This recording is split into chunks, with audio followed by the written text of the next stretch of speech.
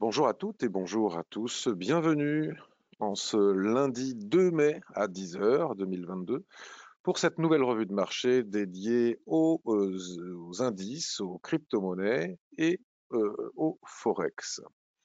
Alors, je vous laisse découvrir, si vous venez pour la première fois, l'avertissement sur les risques. Souvenez-vous, je ne donne pas de conseils en investissement, je ne partage pas de signaux. Vous avez un petit panneau un petit onglet qui vous permet de faire des commentaires et de poser des questions. Et c'est ainsi que j'ai eu l'occasion déjà de dire bonjour à Guy, à Pascal, à Guillaume, à Fred, à Marius, à Édouard, à Jean-Laurent. Bonjour Anthony, content que tu sois avec nous. Alors Pascal me demande comment avancent les nouvelles vidéos de trading. Elles avancent très bien, ça prend son temps, hein, c'est très long parce que je fais... déjà, il faut que j'ai le temps de faire des séances de scalping. Quand je fais du scalping, je ne peux pas faire d'intraday. Quand je fais de l'intraday, j'ai pas le temps pour faire du scalping. Je ne suis pas capable de tout faire en même temps, moi, comme d'autres personnes le sont. Et puis, ça tombe bien que tu me poses cette question parce que direct, je démarre sur le graphique euro-USD puisque euro-USD fait partie d'un trade que je partage en direct dans les nouvelles vidéos dont on parle, qui seront une nouvelle formation à la fois sur le scalping, hein, où je montrerai comment je procède pour le faire, et aussi pour de l'intraday. Alors exceptionnellement, ce trade-là que j'ai partagé dans cette formation n'est pas un trade intraday puisqu'il prend son temps. Et c'est la raison aussi pour laquelle vous pouvez voir que sur ce trade, je suis rentré vendredi me semble-t-il, euh, j'ai un stop à 103 € et un objectif à 191 €. Ce qui ne fait pas un ratio de 1 pour 2 très exactement, mais il ne s'agit pas d'être dogmatique.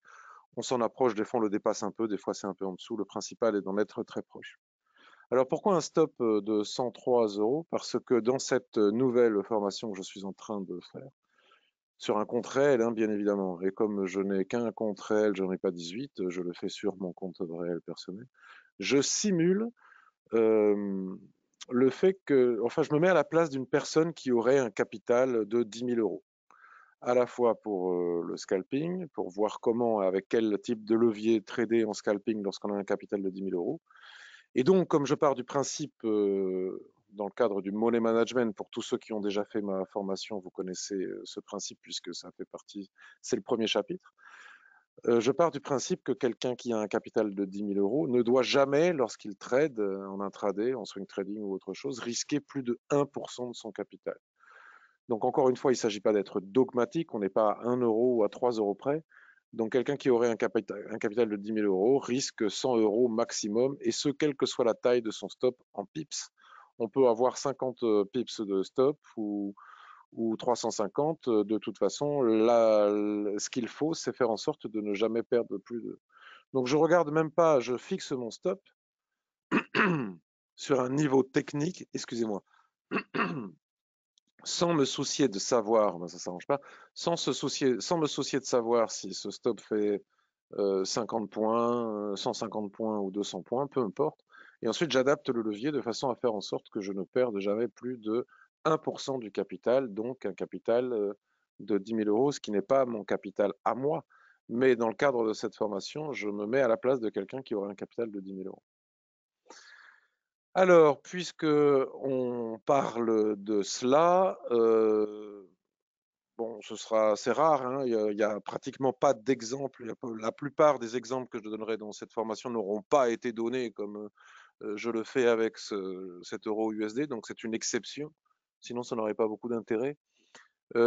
Pourquoi est-ce que je suis rentré sur l'euro doll? Alors, tout le monde le sait parce que je l'ai déjà dit à la fois sur Twitter et puis peut-être ailleurs. Là, sur un graphique mensuel, après une chute vertigineuse, absolument vertigineuse, je constate que les prix viennent toucher.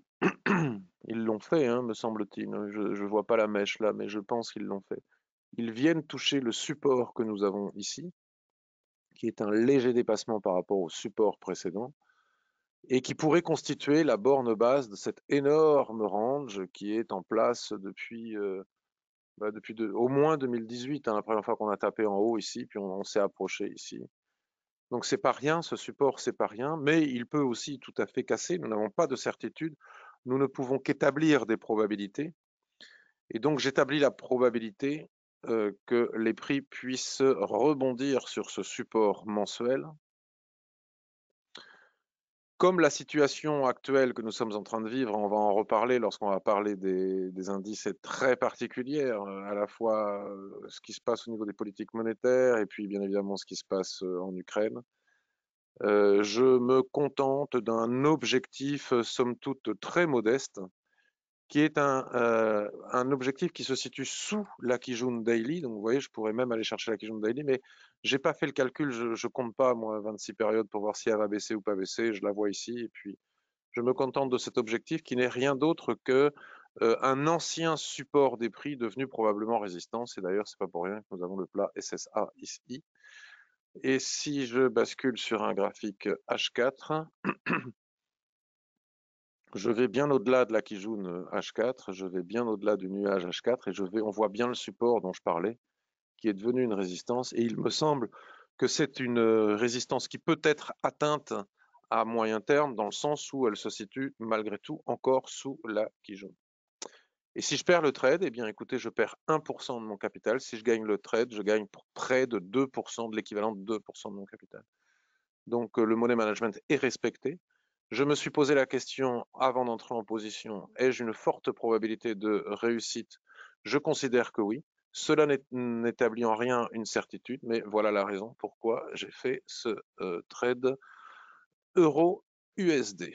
Donc voilà, vous connaissez ma position sur l'euro-USD. Alors, je vais regarder les questions, les commentaires. Salut Roberto, salut Mathieu.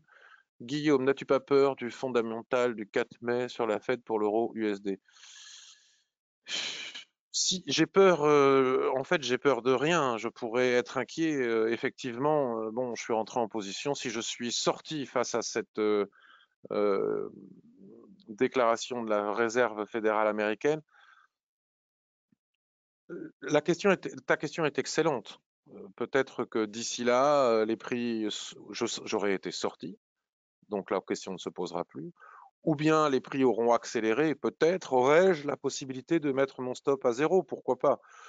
Ou bien je laisse faire et puis si ça va dans mon sens, ça va dans mon sens. Si ça va pas dans mon sens, après tout, je respecte un excellent ratio, il n'y a pas de souci.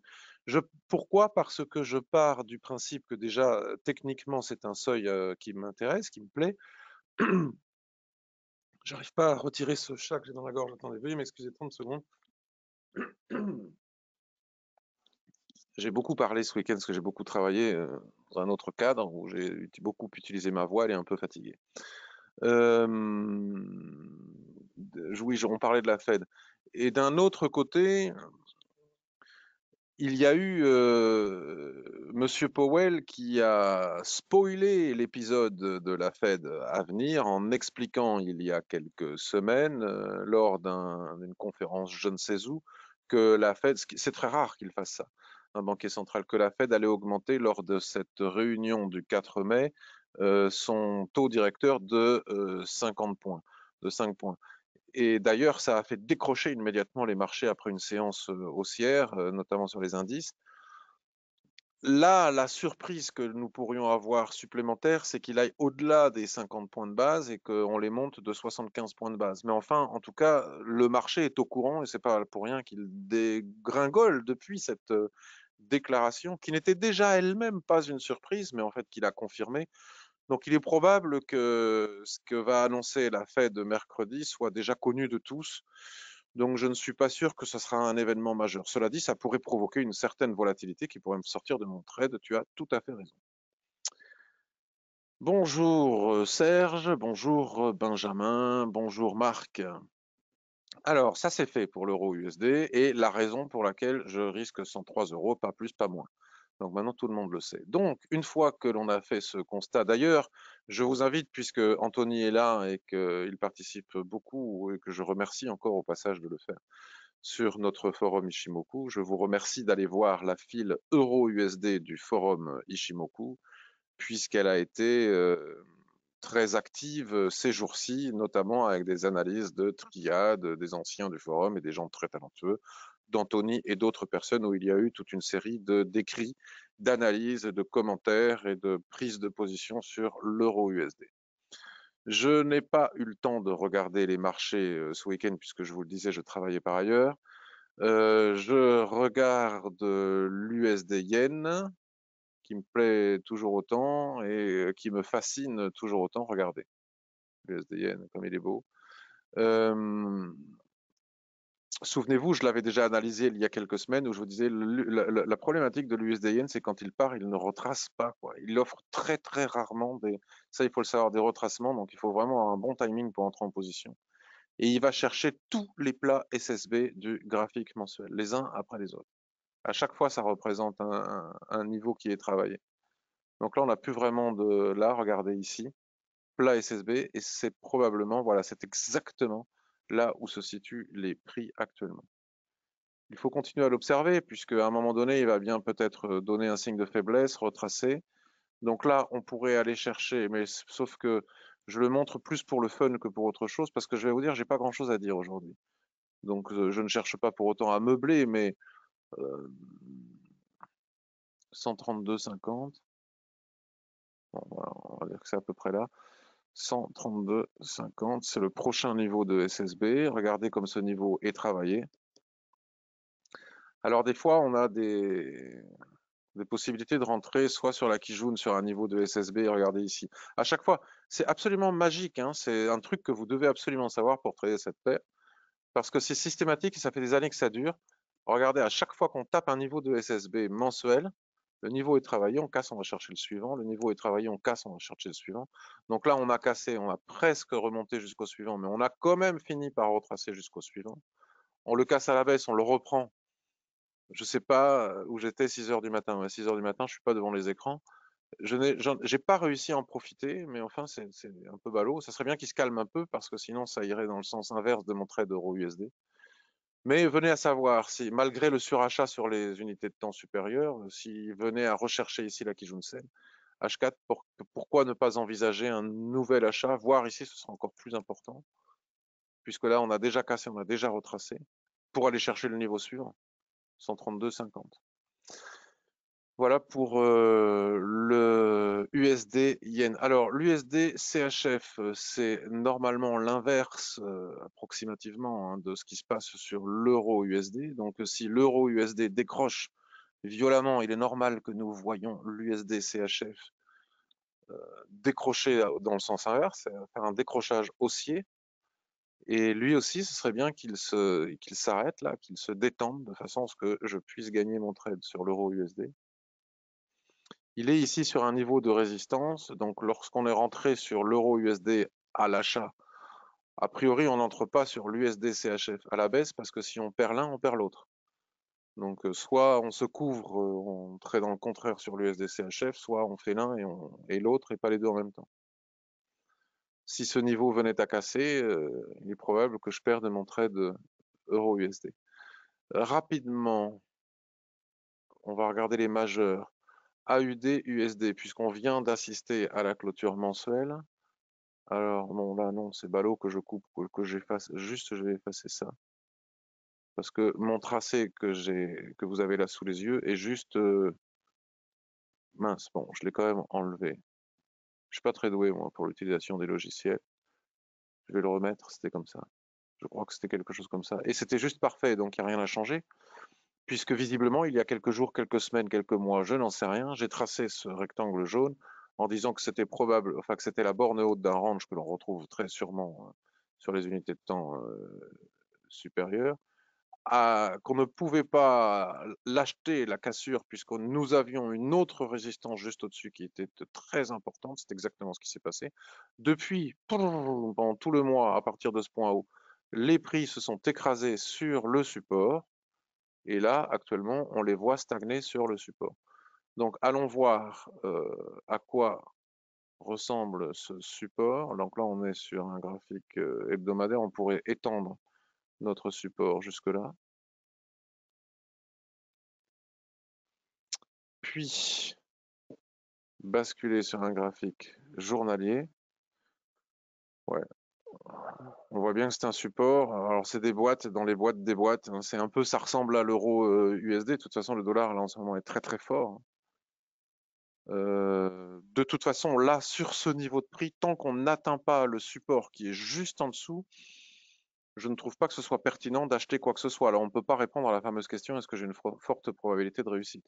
Donc, du coup, est-ce qu'on peut envisager de vendre ce niveau? Alors, parce que si on ne peut pas acheter, on peut toujours essayer de vendre, hein, en général. La problématique, c'est la survente excessive, c'est-à-dire qu'on est dans une condition de marché très particulière. C'est quand même, je souhaite bon courage aux débutants parce que là, c'est difficile partout, dans le sens où des configurations comme ça, quand même, on n'en a pas tous les jours. 1, 2, 3, 4, 5, 6, 7, 8, 9, 10 jours de baisse consécutive. Donc forcément, ça crée des niveaux des configurations de survente absolument folles.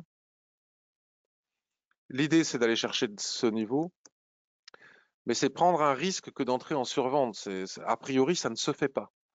Donc bon, bref, il n'y a pas grand-chose à faire, quoi. Regardons sur les unités de temps inférieures. Là, il y avait une dérive latérale. Admettons qu'on la trace comme ça. Elle s'est fait renverser. On pourrait remonter jusqu'à la Kijun ici, mais là, on n'a pas de certitude. On est dans un mouvement baissier. Il est probable qu'on ait le niveau de 33% de retracement de Fibonacci par ici, puis 50%. Jusqu'où vont s'arrêter les prix? Déjà, vont-ils réussir à casser la Tenkan? On n'en sait rien. Donc, acheter, c'est délicat pour les raisons que je viens de décrire. Et vendre, c'est délicat parce qu'on est tellement survendu. Donc, dans ces moments-là, il faut savoir rester en dehors. Voilà, je n'ai rien d'autre à dire sur l'AUD-USD. Observons l'autre paire avec des dollars, des antipodes australes. Voilà, c'est pareil, hein. Grosse dégringolade.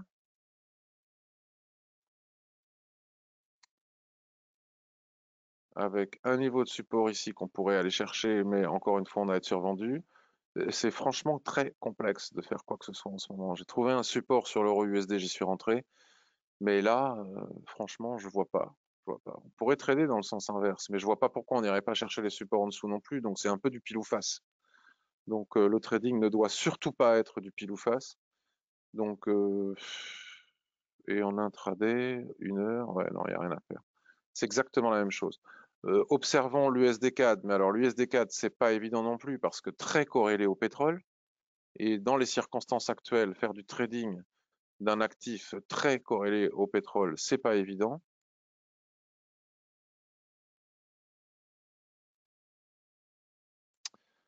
Bon, les niveaux que j'ai tracés je ne sais quand ici sont juste parfaits.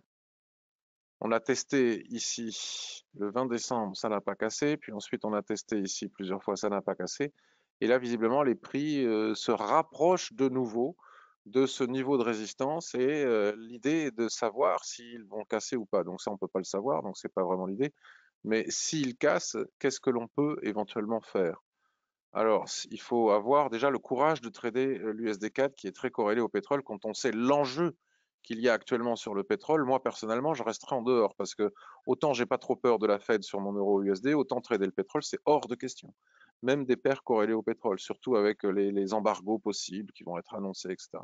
Donc, à la limite, je devrais même pas en parler. Mais bon, techniquement parlant, si on casse ce niveau, nous constatons que nous avons un autre niveau ici très important qui ne permet pas de rentrer tout de suite. Et ensuite, nous en avons encore un autre juste au-dessus, donc c'est juste chiant. Voilà. Et ensuite, qu'est-ce qu'on a? Et ensuite, c'est direct le nuage, ici la SSA. Donc on va faire dupliquer le segment. Hop, on a nos niveaux. On bascule désormais sur un graphique journalier. On s'aperçoit que la sortie ici de ce range n'offre pas une forte probabilité de réussite. Alors attendez, c'est 1,2896, donc 1,29.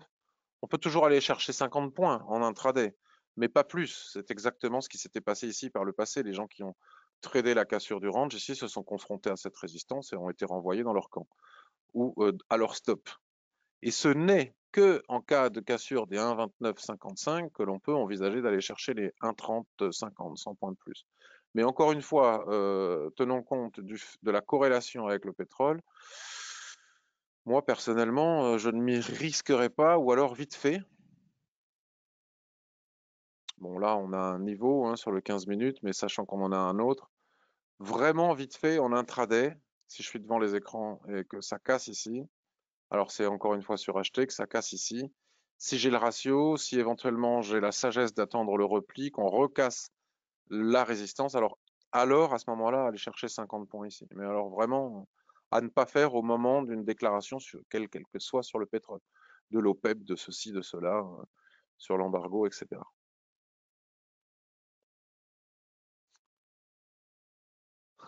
C'est parti pour 1 heure de passion en direct. Merci beaucoup Pierre, c'est très gentil. Alors Serge, j'ai une amie qui voudrait s'inscrire à tes chats dès lundi et mardi. Comment peut-elle le faire? Eh bien, soit elle me suit sur les réseaux sociaux, Twitter, LinkedIn, Facebook, sur ma page Facebook, où je publie 3 à 4 fois le lien d'inscription pour y assister euh, avant, soit elle va sur mon site web, hop, elle va sur mon site web, elle clique ici sur newsletter, elle s'inscrit à la newsletter et elle recevra systématiquement 2 jours avant ou la veille les liens pour s'y inscrire. Euh, GBP USD, regardons voir. Alors Anthony, complément sur l'USD Yen posté à l'instant sur le forum. Alors si vous allez, alors Anthony vient de poster un complément sur l'USD Yen à l'analyse que je viens de faire. Donc ici, vous allez sur le forum, tac. C'est bien de le faire parce que c'est vraiment, vous faites sujet actif par exemple, USD Yen et on voit le complément qui a été posté par Anthony à l'instant. Voilà. GBP USD. Bien écoutez, GBP USD, il s'est fait un gentil petit rebond et il est sous résistance ici. En mensuel, il fait quoi? En mensuel, il est très baissier, hein, donc là, la possibilité d'aller chercher, la probabilité d'aller chercher le point bas qui est ici à 1,21 est très forte. Sauf que ça, c'est ce que j'expliquais dans une des vidéos que j'ai fait récemment pour ma nouvelle formation. Où en tant qu'analyste, j'ai fait une excellente analyse. C'est-à-dire que j'ai eu la capacité, en étant analyste, de dire que pour telle et telle raison, pour X et Y raison, les prix se trouvant à tel endroit, et blablabli et blablablaire, avec beaucoup de talent, la probabilité pour que ces derniers rejoignent tel objectif apparaît comme étant fort probable. Ok, ça c'est bien. Et quelques jours après, le marché m'a donné raison et j'ai pu constater comme j'étais pas trop mauvais en analyse. Par contre, le trader que je suis, et je suis avant tout un trader avant d'être un analyste, lui, le trader, il doit respecter des règles strictes que l'analyste n'a pas besoin de respecter puisqu'il s'en fout, il ne traite pas. Donc, il n'a pas de notion de money management, il n'a pas de notion de timing d'entrée en position. L'analyste, il pourrait très bien dire, tiens, les prix ont une forte probabilité d'aller chercher les 1, 21, 40, ou voire même ici, les points qui sont ici, les 1, 22, 40, puis les 1, 21, 40. Il peut même donner plusieurs objectifs, l'analyste. Et puis finalement, voir les prix remonter, et là on est sur un graphique mensuel, donc c'est pas rien, tiens, on va même les tracer, vous voyez. Là, je vous fais presque de la formation gratuite en direct, hein. On va même tracer les différents points, c'est celui-là, puis l'analyste, il dit c'est super, il a fait son boulot, et puis il va analyser autre chose. Et comme il suit ses analyses pour pouvoir dire j'ai eu raison ou j'ai eu tort, puisqu'en fonction il aura plus ou moins de suiveurs, plus ou moins d'abonnés, plus ou moins de gens qui lui diront waouh, t'es trop fort. Peut-être que l'analyste, lui, il se préoccupe pas. Et le trader, lui, il va rentrer ici en position pour suivre l'analyse qui lui dit que la probabilité d'aller chercher ces niveaux sont importants, puisqu'il n'a pas vraiment d'expérience, c'est un trader novice, admettons. Puis il a mis un stop ici au-dessus de la Kijun. Déjà, il a tout faux parce qu'il ne respecte pas le ratio de 1 pour 2. Donc, s'il perd plusieurs trades dans ce genre-là, il ne tiendra pas bien longtemps sur les marchés. Mais admettons.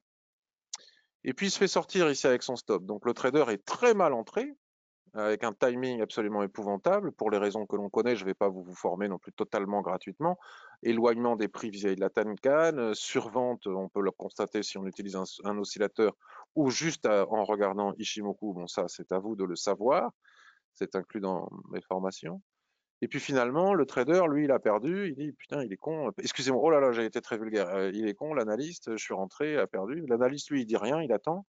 Les prix atteignent ce niveau, puis quelques jours, quelques semaines plus tard, on voit les prix redescendre et puis finalement, paf, atteindre le point 1 de l'analyste, puis le point 2. Et donc là, l'analyste revient sur les réseaux sociaux et dit, vous voyez, je vous l'avais dit, tel jour, à telle heure, je vous ai dit que les prix iraient chercher ce niveau. Et tout le monde dit, bravo l'analyste. Sauf que le trader, lui, il a pris son stop. Donc l'analyste que je suis est capable de dire qu'il existe une forte probabilité d'aller chercher ces niveaux, mais le trader que je suis sait que je n'ai pas le bon timing d'intervention pour entrer en position. Je ne peux pas rentrer sur ces niveaux pour aller chercher ces autres niveaux, même si finalement après le marché irait directement au niveau statistique, puisque le travail d'un trader, c'est aussi d'établir des statistiques. Les probabilités qu'il peut établir sont des probabilités statistiques. Il sait que statistiquement, il a de grandes probabilités de perdre son trade, de voir son stop exécuté s'il entre dans une configuration de survente avant que les prix finalement aient cherché son objectif. Il sait aussi que ce n'est pas parce qu'il est bon analyste que ses probabilités, ses analyses ont 100% de chances d'être atteintes, d'être réussies. L'analyste pourrait aussi se tromper. Ça existe d'avoir des analystes qui se trompent. Auquel cas, s'il entre avec un ratio inférieur à 1 pour 2, de toute façon, il ne durera pas longtemps sur les marchés. Puis ça, c'est une question aussi de statistique. C'est statistiquement, admettons qu'on gagne autant qu'on en perd, voire même qu'on perde un petit peu plus souvent qu'on gagne, ce qui est une réalité pour beaucoup de traders, avec des ratios de 1 pour 2, soit on ne perd pas d'argent, soit on finit par en gagner à la longue. Mais avec des ratios inférieurs à 2 pour 1, on est sûr de perdre notre capital. C'est aussi tout à fait statistique, enfin mathématique. Donc, le trader que je suis aimerait bien, comme pour les exemples précédents que l'on vient de voir, aller chercher ces niveaux, mais n'a pas le timing pour entrer en position. Donc, il s'abstient. Et quoi qu'il arrive derrière, il n'a aucun regret. Il pourrait s'appuyer sur la Kijun-sen H4 ici, le trader que je suis. D'ailleurs, on voit bien des chandeliers de retournement sur ces niveaux. Mais comme il a aussi la capacité d'analyse, le devoir d'analyse sur les unités de temps supérieures, parce qu'il utilise l'Ishimoku, il dit non, même si ici je suis sur la Kijun H4, je ne suis pas neuneux, je vois bien 1, 2, 3, 4, 5, 6, 7 chandeliers de retour d'affilée de baisse, un avalement baissier sur ce niveau au milieu de nulle part. Je ne suis pas à l'abri que les prix retracent bien au-delà de ma Kijun-sen H4 et aller chercher la Kijun-sen Daily. Donc je ne vais pas rentrer. Si je devais éventuellement rentrer, peut-être que je pourrais revoir ma position lorsque les prix auront atteint la Kijun Daily et pas avant. Voilà. Voilà comment doit agir le trader. Alors, et c'est un petit peu comme ça partout, donc on va pas y passer la matinée, ça fait déjà une demi-heure qu'on est là-dessus, puis on va aller essayer d'aller très vite aussi sur les indices et sur les cryptos parce qu'il n'y a pas beaucoup de choses à dire non plus. Ah ben Anthony, lui, il est un analyste et un trader différent, ou alors non, parce qu'Anthony, il a ce talent de proposer des plans de trading qui demandent de la patience. C'est-à-dire qu'Anthony est capable de proposer un plan de trading qui vous dit lorsque les prix, dans une semaine, dans telle quantité de jours, ou on ne sait pas, auront atteint tel niveau, on aura la possibilité d'aller chercher tel ou tel autre niveau. Donc il vient de proposer, en complément encore une fois de ce que je viens de faire, un plan de trading swing sur le GBP USD. Alors, encore une fois, on fait quoi? On fait F5 par exemple.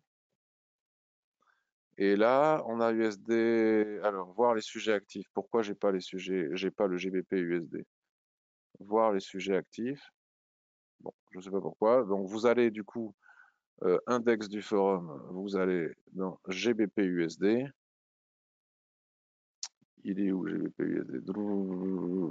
GBP USD, tac. Et on voit l'analyse swing d'Anthony, qui vous dira peut-être à partir de tel ou tel niveau, il est possible d'envisager de faire ceci ou cela.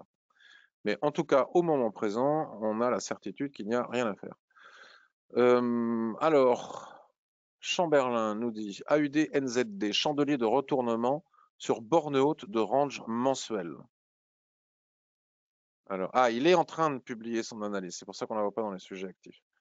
AUD NZD nous dit Chamberlain, chandelier de retournement sur borne de range mensuel. AUD NZD. AUD NZD, c'est où ça? C'est possible que je ne l'affiche pas, cette paire. AUD NZD. Chandelier de retournement sur borne de range mensuel. Alors oui, Chamberlain, mais Et je pense que tu fais partie de ces personnes qui ont eu l'amabilité de me faire confiance et qui ont acquis ma formation. Et donc, c'est probablement aussi pour la raison pour laquelle tu es capable de faire une aussi belle analyse. Tu as 100% raison dans ton analyse. Alors, chandelier de retournement, on n'en a pas là en mensuel, hein. On a un ressaut, un petit ressaut, mais on n'a pas de chandelier de retournement. Là, on a une étoile du matin, là, on a des étoiles filantes. Donc, il est impératif de l'attendre, ce chandelier de retournement. Alors, peut-être en anticipant sur les unités de temps inférieures, parce que là, la problématique que l'on a, c'est que même si ça n'a pas été, là, on a bien eu une mèche, tu vois. Là, on a encore eu une mèche qui s'en est approchée. La problématique que l'on a sur ce type de configuration, c'est que le marché, c'est pas le truc le plus finos qui soit. Le marché, c'est une question de psychologie de masse, c'est-à-dire que tout le monde fait la même chose par rapport à une configuration donnée. Sauf les particuliers qui, malheureusement pour eux, font souvent le contraire de ce que fait la masse d'institutionnels par rapport au marché. Et donc, ce marché, il est capable de voir que juste au-dessus de la borne haute de ce range que tu nous montres avec talent, il y a une autre résistance à quelques points seulement. C'est-à-dire que là, on est à 1,10, à 1,950 et à 1,11. Juste au-dessus, on a une autre résistance. Donc, il n'est pas exclu qu'à chaque fois, le marché tente d'y aller. D'ailleurs, à chaque fois qu'on a atteint la borne haute du range que tu signifies, hop, on est allé chercher ce niveau pour redescendre. Là, ici, on ne l'a pas fait. Hop, on est allé chercher ce niveau. Là, hop, on est allé chercher ce niveau. Hop, là, on ne l'a pas fait.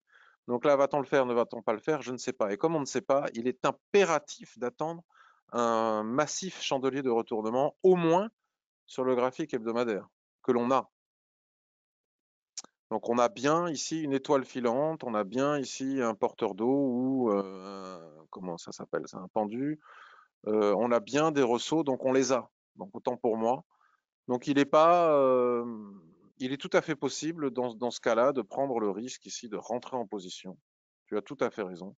Comme ça a été le cas ici,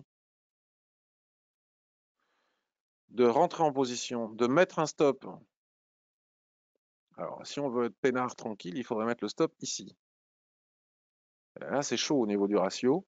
La quantité de pips, on s'en fout parce qu'on adapte le levier. De toute façon, on ne perd jamais plus que ce que l'on veut perdre en termes d'argent. Ou au-dessus de la mèche la plus haute, c'est-à-dire ici. Donc il faudrait rentrer maintenant à 1,0950 avec un stop en weekly, hein, avec un stop à 1,1088 et aller chercher à minima la zone d'équilibre, à minima. Là, je pense qu'on a à l'œil nu, on voit bien qu'on a le ratio. Voir la Kijun qui est ici. Voir davantage. Donc ton plan est un bon plan avec le risque que les prix aillent de nouveau chercher. Mais c'est pas très grave, à partir du moment où on respecte le money management et le ratio, on peut tout à fait se permettre de prendre ce type de. Alors, je regarde en H4 si on peut améliorer le timing, mais je suis pas là pour vous pour donner non plus des formations gratuites hein, dans ces revues de marché. On n'est pas très loin de la borne haute du range H4 ici, qui permet donc encore, tiens j'ai oublié de fermer la porte, excusez-moi, qui permet donc de rentrer en position avec un stop au-dessus ici et d'aller chercher les néo. Donc tu as tout à fait raison, Chamberlain, c'est une très belle observation et c'est une belle opportunité. 2 secondes, je vais fermer une porte, je reviens.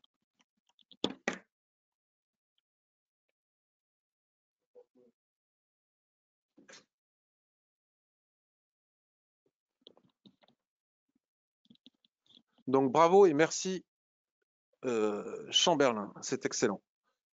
Alors, nous passons désormais au. Parce qu'il n'y a plus grand monde qui s'intéresse au Forex, mais on y a quand même passé 33 minutes. C'est dommage de ne plus s'intéresser au Forex. Les gens s'intéressent aux crypto-monnaies, c'est super dur, les crypto-monnaies, c'est ultra volatile. Ça ne marche plus très bien, alors que le Forex est tellement plus serein. Enfin, ça n'est que mon point de vue, je vais encore me faire plein de copains. Les indices. Alors, c'est le. Alors, j'ai été vulgaire une première fois, c'est pas tout. J'évite habituellement. Mais comme je l'ai fait une fois, je vais me permettre de le faire 2 fois, c'est le bordel. C'est compliqué, compliqué, compliqué, compliqué. Nous avons eu vendredi une clôture absolument épouvantable, notamment sur le Nasdaq, hein. Ça a dévissé complètement. Bon, bref. Revenons sur notre indice de référence. Je ne sais plus quoi dire sur les indices, si ce n'est d'attendre.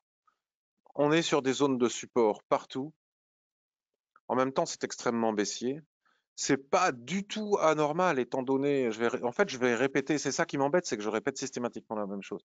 Après une tendance complètement zinzin, verticale, depuis la fin du Covid jusqu'à décembre 2021, il n'est pas étonnant d'assister à une forte correction. La hausse a été extrême et violente, donc il est normal que la baisse soit aussi vigoureuse. L'un ne va pas sans l'autre.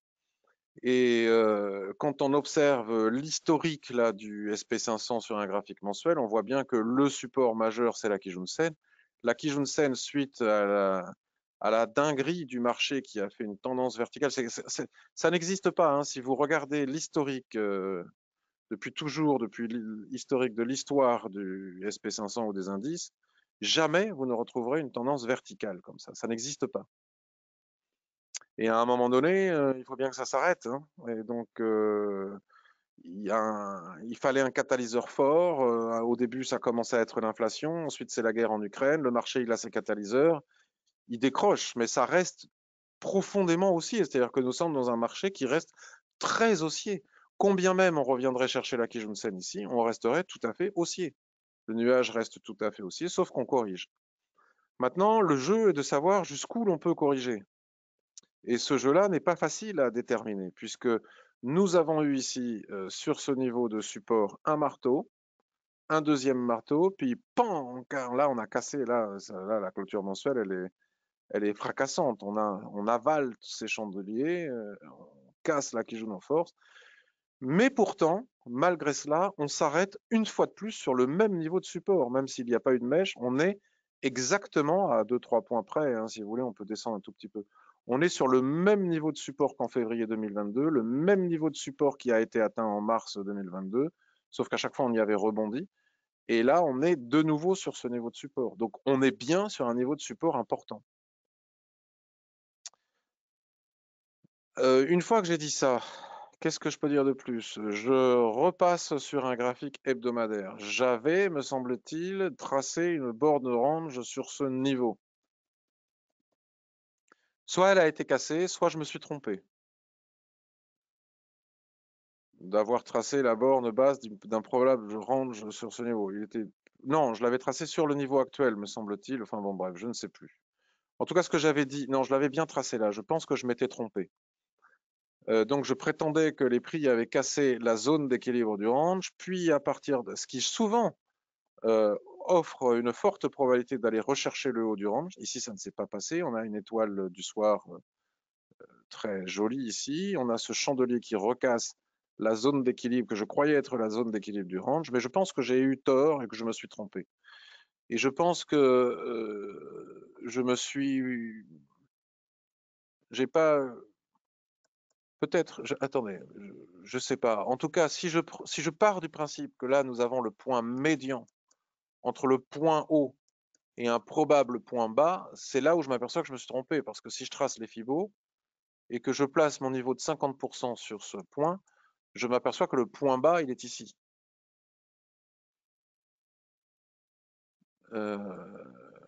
6 points bas, il doit y avoir, il est ici. On voit que c'est aussi un niveau de support. Alors, il ne m'apparaît pas être très solide, mais voilà. Donc là, si je dois établir des probabilités, je ne dis pas que nous allons avoir des rebonds intraday, des rebonds peut-être jusqu'à mercredi, des rebonds je ne sais où. Puis comme le marché est foufou, je ne dis pas non plus que ça ne va pas repartir complètement à la hausse. En réalité, j'en sais rien. Mais je peux établir la probabilité que nous allions désormais chercher ce niveau des 4050 points, puis les 4000 points. Par contre, ce dont je suis certain, c'est que si ce niveau casse, il n'y a plus grand-chose pour retenir les prix en dessous jusqu'à... Alors si, il y a le nuage ici, donc il y a toute une série de supports. Mais à un moment donné, il faut que cette Kijun-sen soit atteinte. Elle ne peut pas rester comme ça, loin des prix, sans qu'elle soit atteinte à un moment donné. C'est ça que je crains. C'est ça que je crains. Et nous avons un indicateur avancé, celui qui va plus vite que tout le monde en ce moment, notamment avec cette problématique de l'inflation. C'est le Nasdaq, et avec des résultats d'entreprise aussi très mauvais sur certaines tech américaines comme Netflix, comme on a vu Amazon. Heureusement, on a encore des trucs solides comme Microsoft, mais là, il est clair que sur le Nasdaq, c'est deux chandeliers exactement les mêmes que sur le SP500 se sont fait avaler, Alors on est encore sur le même niveau de support, mais alors la Kijun n'est vraiment plus très loin. Et si je dois établir des probabilités, moi c'est ça que je vais surveiller dans les jours à venir, les semaines, je ne sais pas combien de temps ça va prendre, hein, peut-être ça va prendre une journée, peut-être ça va prendre plusieurs semaines. Mais si les prix venaient à chercher le plat Kijun qui est ici, je dis bien le plat et non pas la Kijun orientée, tant qu'elle ne se met pas à plat en tout cas, si les prix revenaient chercher le plat Kijun ici, je tenterais de faire un achat sur le Nasdaq. Alors cela n'engage que moi, bien évidemment. Et ce n'est absolument pas un conseil du type suivez-moi. Alors c'est un peu loin encore pour le SP500, donc le SP500 je ne sais pas, j'attends de voir.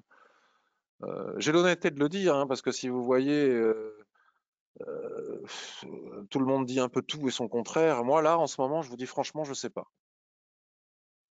En tout cas, ce qui est sûr, c'est que je sais voir où est la Kijun-sen par rapport au Nasdaq qui en avance sur les autres. Et si le Nasdaq casse ici ce niveau, je ne vais pas rentrer à la vente parce que c'est survendu, toujours la même histoire. Mais s'il vient chercher la Kijun-sen ici, et si j'ai des chandeliers de retournement en hebdomadaire, voire même en daily sur ce niveau, je prendrai le risque d'entrer sur le Nasdaq à l'achat.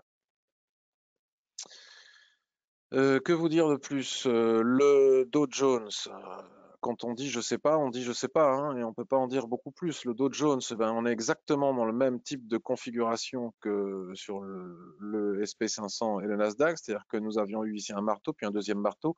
Les prix sont revenus chercher ces niveaux en clôture, mais n'ont toujours pas cassé ces supports établi maintenant depuis 2 mois. Nous savons que ces mèches basses des chandeliers japonais sont des supports. Et la Tenkan-sen ici. Donc tant qu'on ne casse pas ce niveau, moi je ne me risquerai pas d'entrer à la vente. Je vois sur Twitter, je suis rentré à la vente, je prends des centaines, des milliers de pips, bravo. Et moi là, je ne m'y risquerai pas. De même que je ne me risquerai pas à traîner un rebond. Ouais, on voit bien. Alors là, par contre, est-ce que je me suis trompé aussi? Ouais, voilà, c'est les mèches ici, les mèches qu'on vient chercher, mais au niveau des niveaux de clôture, je ne me suis pas trompé. On voit bien qu'on est sur support, hein. Ça fait ici, support, support. Va-t-il casser? Va-t-on faire une mèche pour revenir chercher ce niveau et repartir à la hausse? Là, franchement, j'en sais rien. Et dans les circonstances actuelles, je ne traderai pas à l'achat les bornes basses des ranges. Je ne m'y risquerai pas. Je vais attendre de voir ce qui se passe. Et donc, par conséquent, la même chose sur les indices européens, qui sont visiblement un peu plus résistants, enfin au niveau de l'ampleur de la baisse. Là, c'est pareil, hein, il me semble que je ne m'étais pas trompé, voyons voir. Bon, je ne me suis pas trompé. J'avais bien établi la probabilité d'une borne basse ici, en m'appuyant sur ces niveaux. Elle a bien été atteinte, on a bien rebondi sur ce niveau. Et là, par contre, contrairement au SP500, à part ce micro-chandelier, les prix n'ont jamais réussi à casser la zone d'équilibre. Et à partir de là, ils repartent à la baisse. Maintenant, est-ce que sur les niveaux actuels, on va avoir un mini rebond ici pour revenir chercher le Kijun puis repartir à la baisse? Franchement, j'en sais rien. Alors pour faire du scalping, on n'a pas ce genre de problème. Même en intraday, je regarde, en intraday, H4, là franchement, moi je serais vous, je resterais totalement spectateur de la situation en attendant d'y voir plus clair et de dire ah tiens là je ne savais rien, je ne savais pas, je n'avais pas d'opinion, maintenant j'en ai une. Je peux établir une probabilité. Mais tant qu'on ne peut pas établir de probabilité, même trader, vous voyez, il y a un twist ici, même trader à l'achat sur ce niveau, alors à court terme, dans la journée, comme fait Anthony, comme je le fais dans les vidéos que je suis en train de faire en ce moment, oui, mais rentrer sur ce niveau pour prétendre qu'on va retourner chercher le niveau qui est au-dessus, c'est franchement, dans les circonstances actuelles, c'est juste pas possible d'établir ce type de probabilité. Voilà ce que j'ai à dire sur les indices. Et pour terminer sur les cryptos, bah alors ça va être très facile parce qu'il ne se passe rien. J'ai été étonné de voir sur Twitter, hier soir en revenant du travail que je faisais ailleurs et tout à fait en dehors du trading pendant ce week-end, je voyais des gens s'affoler, dire j'ai tout perdu, ça y est, je n'ai pas compris pourquoi, parce que la situation est totalement inchangée depuis que je parle du Bitcoin et la situation n'a pas évolué d'un pouce. Donc, je vous laisse observer le graphique. Nous avons toujours un plat Kijun-sen ici. Nous avons toujours un plat Kijun-sen ici. Nous avons une Kijun-sen qui remonte suite au calcul mathématique sur les 26 dernières périodes ici sur lesquelles s'appuient les prix, mais tant qu'elle n'est pas plate, on s'en fout. Ça n'a pas vraiment d'incidence. On a ce niveau de support intermédiaire que j'avais tracé la dernière fois sur lesquels les prix s'appuient une fois de plus. On a ce point haut qui n'a pas bougé depuis des semaines, des mois, un autre point haut ici, un autre ici. Et les prix naviguent toujours dans cette configuration. Une fois qu'ils tapent en haut, ils reviennent chercher en bas. Une fois qu'ils tapent en bas, ils viennent chercher en haut. Et là, même si nous avons un léger rebond ici, moi je ne m'aventurerai évidemment pas à acheter ce niveau, étant donné qu'on a... Alors oui, il s'est écrasé pile poil le mois dernier, il s'est écrasé, mais tant qu'on ne revient pas chercher le plat Kijun qui est sur ce niveau, moi de toute façon, je n'y toucherai pas. De toute façon, je n'y touche pas de toute manière parce que je ne traite pas les cryptos. Mais si je le faisais, là, je ne vois pas en quoi on peut perdre de l'argent. Il y a juste rien à faire. Donc, s'il n'y a rien à faire, on ne peut pas. Et alors, si je bascule pour voir pourquoi les gens perdent ou gagnent, il y a rien à faire, quoi. Vous voyez ce range? Alors, le point bas, il n'a même pas été atteint. On a fait des mèches. Là, on est dans la phase descendante, selon moi. Encore peut-être qu'on va remonter à partir de cette phase, mais donc la phase descendante dans un range. J'ai décidé de faire de la formation gratuite aujourd'hui. La phase ascendante dans un range, la phase descendante dans un range. La logique voudrait qu'on revienne. Alors, on est bien venu chercher ce niveau et à partir de ce niveau, on est remonté la dernière fois. Mais moi, personnellement, vous le savez, j'établis des probabilités. Et après, elle me donne tort ou elle me donne raison. Donc, tel que ce qui s'est passé ici, si j'atteins ce support intermédiaire, alors que j'ai une Kijun plate juste en dessous, je sais que la probabilité d'aller la chercher est forte. Donc, cela arrive ou n'arrive pas, mais statistiquement, elle est forte et ça arrivera beaucoup plus souvent que ça n'arrivera pas. Donc, à partir de ce principe-là, je ne vais pas rentrer sur ce niveau, étant donné que je sais que la probabilité de revenir une fois chercher la Kijun-sen ici est forte. Donc, peut-être qu'une fois de tort, une fois de plus, je vais avoir tort, mais tort ou pas tort, je respecte mes règles. Parce que je ne peux pas changer systématiquement règles selon le bon vouloir de je ne sais quoi, parce qu'un coup je vais avoir tort, un coup je vais avoir raison, et à l'arrivée je vais tout perdre. Donc j'établis des règles, et là ma règle n'est pas respectée pour que je puisse entrer en position. Donc je ne vois pas pourquoi on peut perdre ou gagner. Et lorsqu'on sera sorti au-delà de la Kijun-sen ici, on pourra toujours envisager d'aller chercher d'autres points bas, ou lorsqu'on aura atteint ce plat Kijun-sen, revenir chercher le plat Kijun-sen suivant, comme on a vu ici. Lorsqu'on sera sorti par le haut de ce range, on fera attention à cette résistance en pointillé que j'ai déjà nommée. Et seulement lorsqu'on sera sorti au-dessus de ce range, on pourra envisager d'aller chercher une correction plus importante, une reprise haussière. Donc en attendant, tout est parfaitement borné. Je vois pas du tout où est le problème. Alors si je bascule sur des unités de temps encore plus courtes, on a des ranges dans les ranges dans les ranges, donc on peut acheter les mèches basses ici sur les bornes basses des ranges, vendre les mèches hautes sur les bornes hautes de range. Si on respecte l'analyse technique, si on respecte bien les zones d'intervention, il n'y a pas de raison d'être en train de perdre de l'argent actuellement sur le Bitcoin. Je ne vois pas pourquoi on en perdrait. La personne qui a vendu ici, c'est normal qu'elle perde, elle fait n'importe quoi. Mais la personne qui a acheté ici, elle peut perdre, mais elle a un excellent ratio, donc c'est pas grave, et elle est en train de gagner. Là, on n'achète pas ici, puisque de toute façon, on est sur la borne haute du range H1. Donc, éventuellement, on pourrait vendre ici si on avait un chandelier de retournement, mais de toute façon, on n'y est pas, donc on ne le fait pas. Et de toute manière, même si on casse ce niveau, on n'achète pas parce qu'on a la borne haute du canal descendant dans le range que l'on vient de voir précédemment. Donc, on achète ça. Cela consisterait à acheter sous résistance, donc on ne le fait pas. Donc il n'y a pas de raison, si on respecte les seuils qui sont parfaitement bien déliminés, il n'y a pas de raison d'être en train de perdre des trades sur le Bitcoin. Alors les autres cryptos, Ethereum, bon, écoutez, je vous laisse regarder le graphique, puis je vais me taire 2 minutes, ça va faire du bien à tout le monde, puisque tout est sur le graphique. Les zones sont parfaitement bien tracées.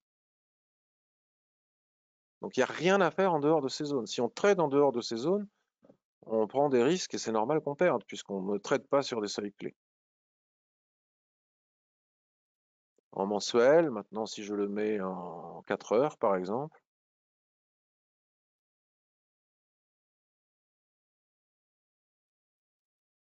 ouais, dans la phase descendante du range, bon voilà, c'est clair, c'est net et précis. Le Litecoin, alors on est sur du H4, restons-y. Bah, regardez, ça c'est des tracés que j'ai fait il y a quelques semaines déjà, hein. Donc le point bas qui n'a pas été atteint, enfin on n'est pas loin, et puis là on est sous résistance. Je sais pas une résistance de quoi, mais puisqu'elle est tracée et qu'elle a l'air de bien fonctionner, on la garde. Si on veut en savoir plus, on passe sur le daily. Donc là on est dans une situation très similaire à celle que je situais sur le... Là on a une résistance, un support, mais on ne l'achète pas puisque la probabilité de descendre ici est forte. On n'a pas atteint ce niveau. Donc, comme on n'a pas atteint ce niveau, on ne peut pas déterminer la probabilité de réussir si on achète, puisque tant qu'on n'a pas atteint un niveau qui est vu par tout le marché, comme c'était le cas ici, la probabilité pour que les prix viennent chercher ce niveau reste forte. Donc, tant qu'il n'est pas atteint, on reste en dehors. Puis, on ne va pas vendre alors qu'on l'a presque atteint en même temps. Donc, on reste en dehors, et puisqu'on reste en dehors, on n'a rien à perdre. Il n'y a rien à gagner. Et puis, voyons voir le Solana, par exemple. C'est exactement la même chose. Il y a un seuil ici qui doit être atteint. Il est un peu tard pour vendre, il n'y a rien, il y a aucune raison d'acheter. Sur le Bitcoin, nous dit Chamberlain, on a quand même un doji en daily. Alors, sur le Bitcoin, nous avons quand même un doji en daily. Alors, attends, est-ce que j'ai bien lu? Sur le Bitcoin, on a quand même un doji en daily. Alors, je suis bien sur le Bitcoin, je suis bien en doji, en daily, je vois pas de doji. Je vois pas de doji ici, je vois pas de doji ici. Donc je vois pas, il n'y a pas absolument pas matière à acheter ce niveau. Peut-être que je dis qu'il ne faut pas acheter ce niveau et que ça va. Mais si on respecte les règles qui doivent être strictement toujours les mêmes, quoi qu'on fasse en trading, on ne peut pas changer sans arrêt de règle parce qu'à un moment donné, on est perdu. Quand est-ce que j'applique la règle et quand est-ce que je l'applique plus? On ne sait plus. Donc on est obligé de respecter des règles. Donc on n'achète pas un support lorsqu'on a un plat qui jaune juste en dessous, puisqu'on sait que la probabilité pour que les prix aillent le chercher est forte, même si cela ne s'est pas réalisé ici. Mais c'est bien réalisé ici. Donc ici, je le fais, j'achète sur cette pointillée, je perds. Ici, ah ben merde, comme j'ai perdu ici, ben cette fois-ci, je vais respecter la règle. Ah ben mince, j'aurais gagné. Et puis ici, ben, je ne sais plus, puisqu'une fois je l'ai respecté, une fois je ne l'ai pas respecté. Donc du coup, on est perdu. Et ça, c'est ce qu'il faut absolument éviter de faire si on veut durer sur les marchés. Donc je ne vois pas le doji Chamberlain en daily sur le Bitcoin. Benjamin, Patrick, sur les indices, ce qui est spectaculaire, la Chikuspan qui ne passe pas sa Kijun en général. Excellente observation, Benjamin. USD Rub. USD Rub, c'est quoi Rub? C'est une crypto? Ou c'est le rouble? Parce que le rouble, on n'y touche pas, je ne sais pas ce que c'est. USD, RUB, CFD. Moi, je vois, je sais l'USD rouble, mais ça, c'est même pas la peine de regarder. C'est à proscrire absolument. Euh, alors, chandelier de retournement. Alors, chandelier de retournement en daily sur le Bitcoin, mais je les vois pas. Alors, c'est peut-être une autre unité de temps. Si tu es toujours là, Chamberlain, je vois pas. Bien, mesdames et messieurs, j'espère que cette revue de marché où finalement j'ai réussi à vous parler pendant 1 heure avec passion de l'analyse technique et où je vous ai quand même donné quelques billes sur ce qu'il faut faire ou ne pas faire, non pas en trading, hein, achète ceci, vend cela, mais sur le respect des règles pour pouvoir durer et exister longtemps sur les marchés. J'espère qu'elle vous a été utile, qu'elle vous a plu. Euh,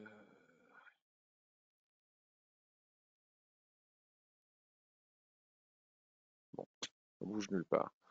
Je vous souhaite une excellente journée. Je vous dis à demain pour les actions. Alors, je ne crois pas que j'aurai beaucoup plus de choses à dire demain sur les actions. Je ne devrais pas dire ça, sinon vous n'allez pas venir. Mais je vais le faire quand même avec plaisir parce qu'il y a toujours des choses à dire, ne serait-ce que sur l'utilisation de l'Ishimoku, sur l'analyse technique. Merci pour tous les remerciements que vous êtes en train de m'écrire. Je vais publier ça sur YouTube, puis sur les réseaux sociaux. Comme d'hab, si vous avez l'occasion de tweeter, retweeter, partager, ben c'est sympa parce que ça fait connaître mon travail. Et puis, c'est toujours gratifiant quand on prend du temps que d'avoir ce type de retour. Dommage que vous n'ayez pas parlé du CAC 40, me dit Guy. Ben, on va le faire, Guy. J'ai pas parlé du CAC 40 parce que c'est une fois qu'on a parlé des autres, on a un peu parlé du CAC 40. Mais je vais bien sûr le faire là tout de suite pour toi. Tu peux me tutoyer, Guy, on se connaît depuis longtemps. Euh, alors, le CAC 40, alors encore une fois qu'on a analysé la pression des prix, le mouvement des prix sur les indices américains, il faut absolument en tenir compte dans notre analyse du CAC 40. J'ai fait le DAX, et le DAX est un peu dans une configuration, me semble-t-il, voilà, absolument identique au CAC 40. Donc c'est pour ça que j'ai pas fait le CAC 40, parce que c'est la même analyse. Nous avons bien déterminé, j'ai bien déterminé, me semble-t-il, la probable zone de retournement suite au twist que nous avions ici, à partir desquels les prix ont rebondi, ont dépassé la zone d'équilibre, un peu comme l'a fait le SP500, qui pouvait nous laisser penser, en tout cas établir la probabilité qu'à partir de ce niveau, nous retournerions voir le haut du range. Et puis patatras avec tous les différents éléments, Banque centrale américaine qui annonce son taux à 2,50 points, alors que c'était un secret de polichinelle, mais je ne sais pas pourquoi, là il y avait un enthousiasme du marché qui n'a pas duré longtemps et ça me semble relativement justifié somme toute. Puis tous les autres événements qui existent ici et là, à la fois macroéconomiques et géopolitiques. Nous assistons à cet avalement qui casse la zone d'équilibre et qui annonce que cette poussée ici au-delà de la zone d'équilibre n'était pas véritablement fiable. À partir de là, il y a un retest de la zone d'équilibre avec ce doji. Désormais, la probabilité pour qu'on revienne chercher le bas du range est établie. Néanmoins, un peu comme sur le SP500, sur le Nasdaq et sur le Dow Jones, malgré les mouvements très baissiers qu'il y a eu en fin de semaine dernière, nous sommes sur une zone de support intermédiaire. Donc bien heureux celui qui pourra dire si ça va casser ou pas. Moi, la vérité, c'est que je n'en sais rien. On voit bien hein, cette zone de support. Ancienne résistance devenue support. Va-t-on casser ce niveau pour poursuivre la baisse? C'est possible. Va-t-on rebondir sur ce niveau pour revenir chercher d'autres niveaux, en tout cas jusqu'à la zone d'équilibre, la recasser ou atteindre cette zone pour mieux repartir à la baisse? C'est possible. Mais établir une probabilité forte dans un sens ou dans l'autre actuellement ne m'apparaît pas simple du tout. Mais alors vraiment pas du tout, du tout. Je vais virer.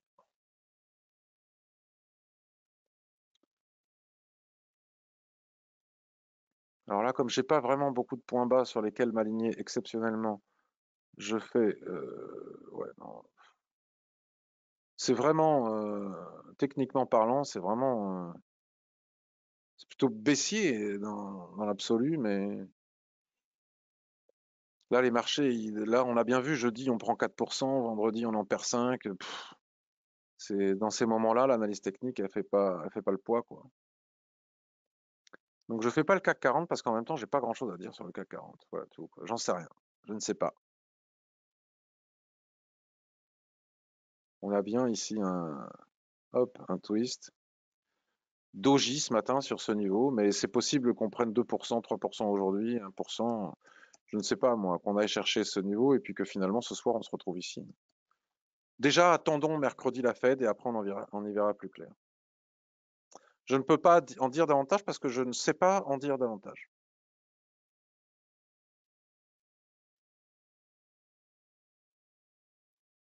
Pour les actions, Pascal, on verra ça demain si ça ne te dérange pas. Je vous souhaite désormais de nouveau une très belle journée et je vous dis à bientôt. Bye bye. Merci de votre écoute.